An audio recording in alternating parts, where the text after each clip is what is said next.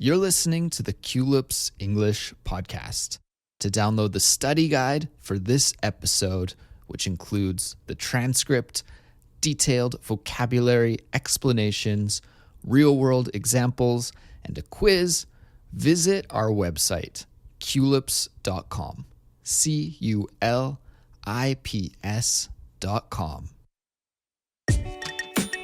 Hey everybody, my name is Andrew. And my name is Morag. And you're listening to Culips.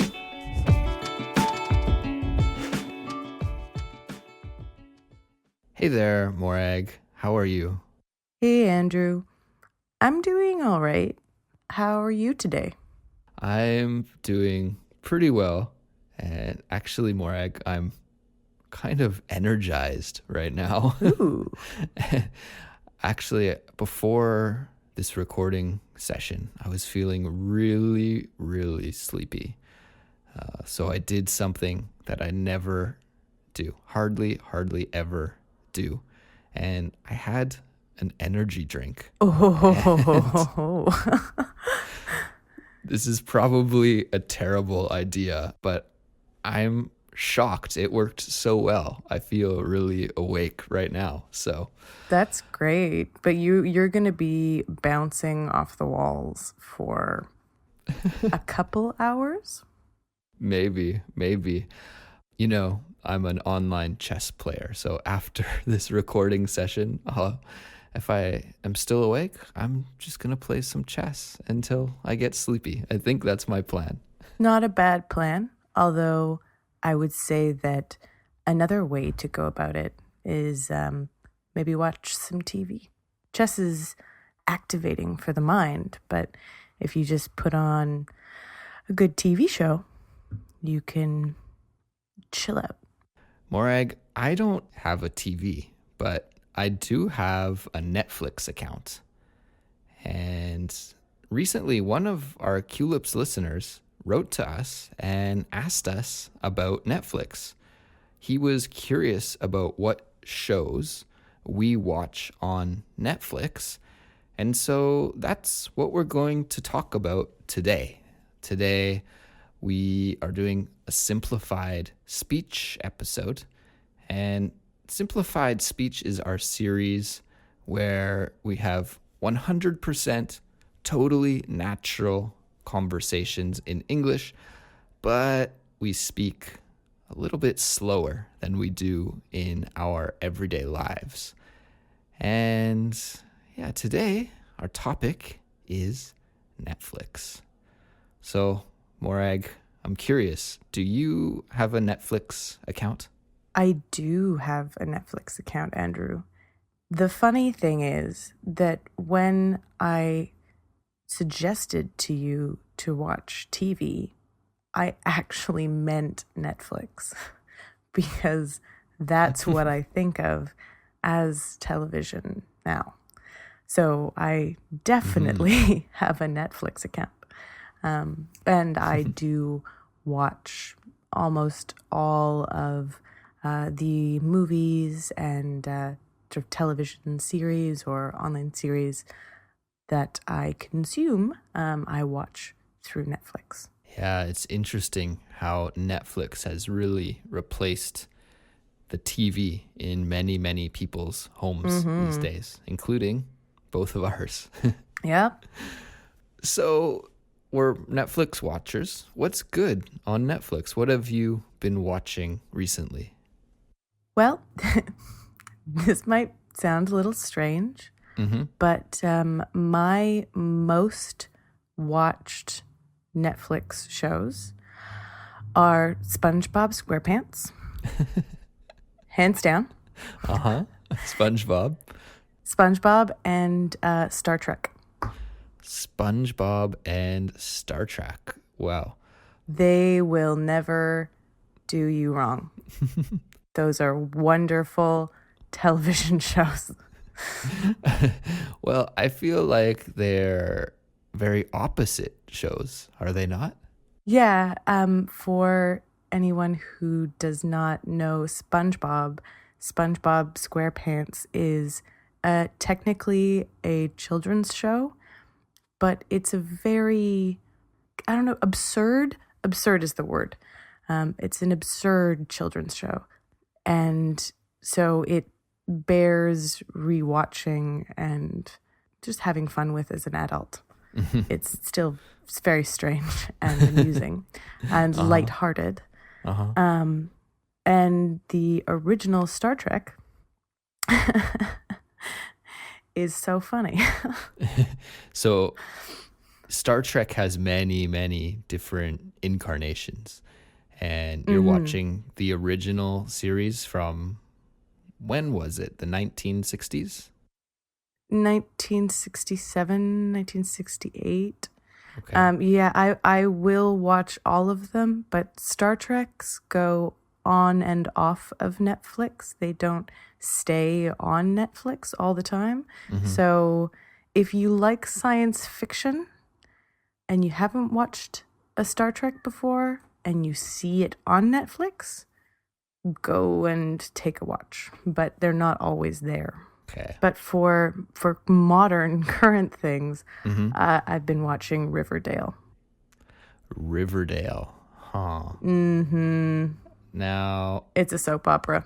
I was going to say, I think my sister watches Riverdale, but I don't know what it is. It's a soap opera? In essence, yes. Okay. Okay. Here's my pitch for Riverdale. Okay. It's a universe that uses the characters from the Archie comics. At least the first season borrows the storyline of the first season of Twin Peaks. Okay. And then, yeah, pretty much. And then you roll that all together and have it produced by the CW as a teen drama with musical numbers. It's bizarre. It's so bad, it's good. It's so bad, it's good. It's one of those shows. That's an excellent expression, actually, to describe a guilty pleasure. A TV show that you enjoy and you find entertaining, even though you know that the quality is low. There's no artistic value. It's not going to win any Emmy awards, but it's still, you like it. It's so bad, it's good. I think that might be a lot of my tastes, though. I like camp. I like things that are over the top and are funny for that reason. What do you mean by that expression, camp? That's another good expression. If something is camp, what does that mean? Or campy? Camp and campy, these are more difficult kind of detailed expressions, but in short, they mean really excessive, over the top in things like, storylines or the visuals or anything like that. Like it's sort of just an excess. Camp is deliberately exaggerated and overly theatrical in style, and it's done usually for humor or comedy. So, Morag, the listener that wrote us, he asked specifically about shows that we recommend that are on Netflix. And, because I live in Korea and I'm studying Korean pretty intensely, I actually don't watch too much English content on Netflix these days. I watch a lot of Korean movies and Korean shows. So I'm not up to date with what's hot and fresh on Netflix. But I know Stranger Things is a pretty popular It's great drama right now on Netflix. But I thought I'd go back a couple years and talk about some shows that I've enjoyed in the past.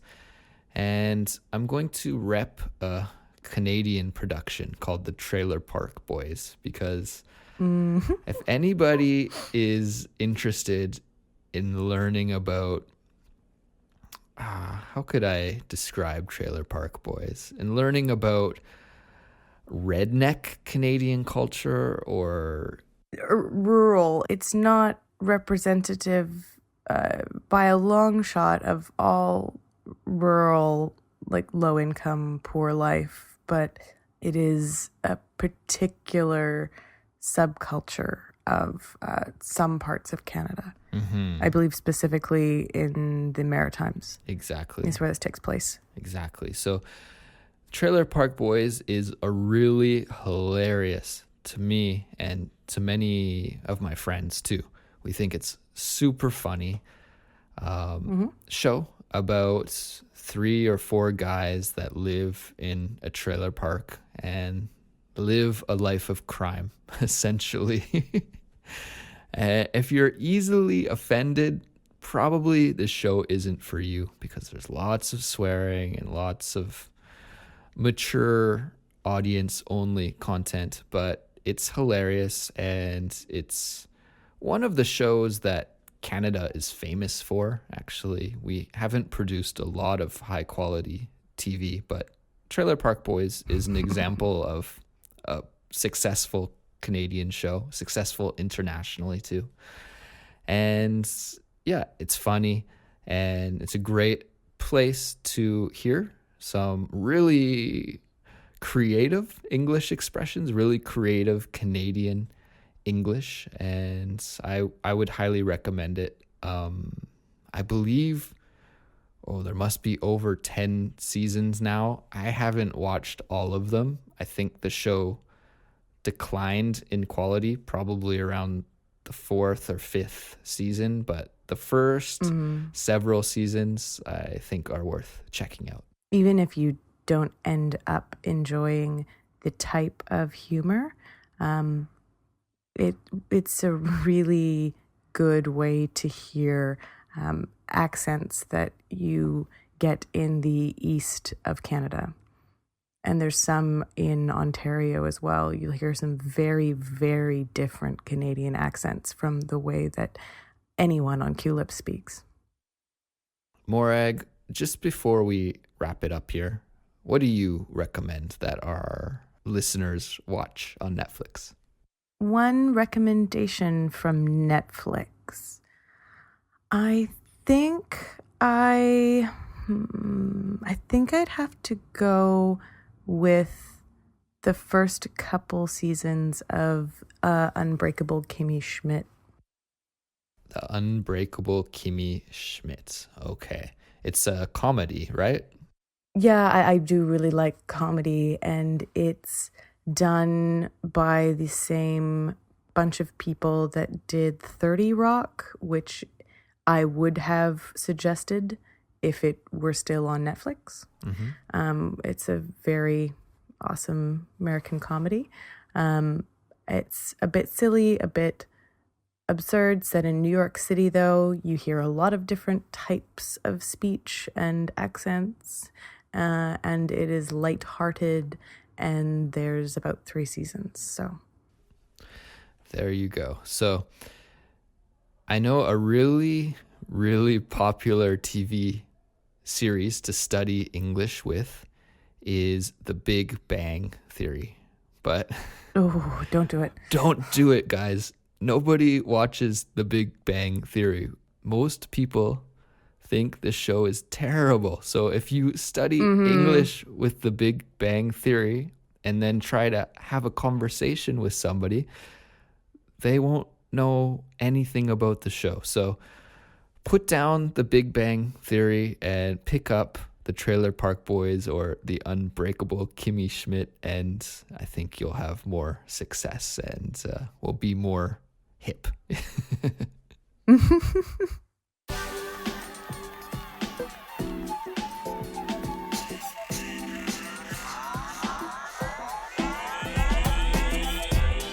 Okay, Morag, let's wrap it up here. Thank you for listening, everybody.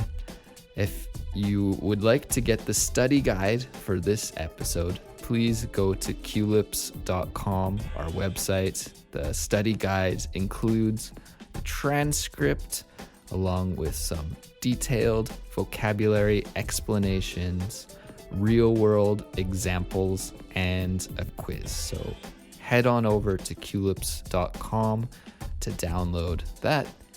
If you want to get in touch with us, the best way to do that is simply to send us an email to contact@culips.com.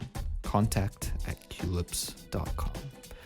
We will be back soon with another episode, so stay tuned and we will talk to you then. Bye, everybody.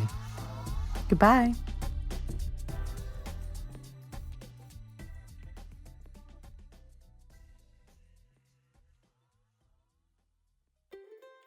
Do you like listening to Culips? If so, please show your support by leaving Culips a 5-star rating and a review on iTunes or Stitcher. This helps new listeners find the show. So don't delay. Rate and review today.